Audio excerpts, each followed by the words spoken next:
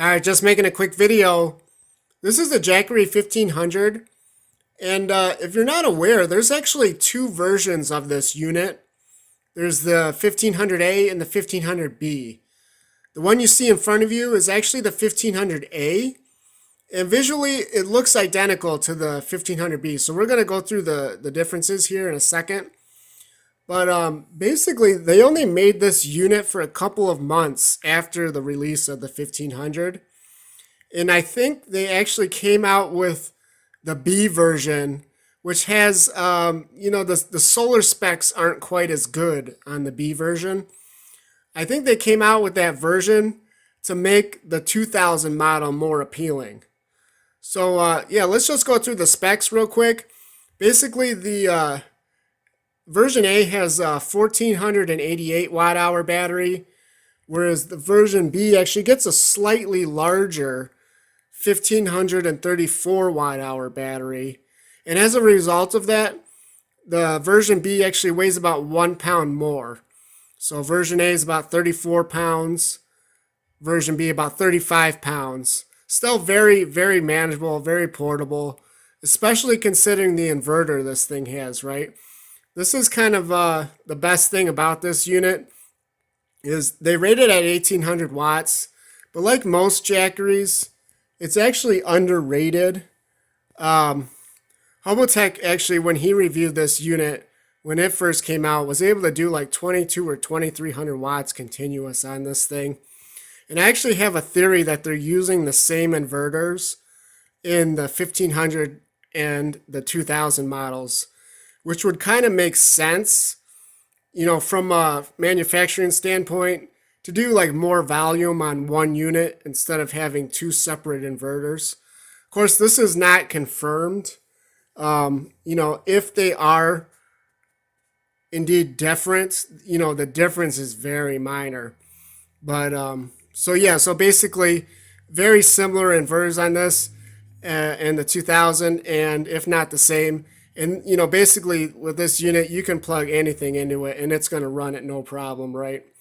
So, yeah, but they do officially list the 1500 at 1800 watts and then the 2000 at 2200 watts.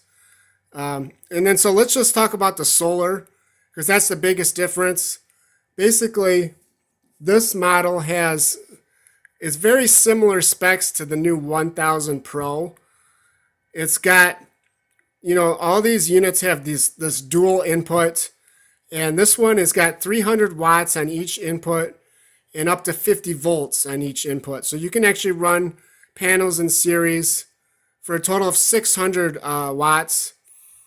So almost as good as the new 1000 Pro.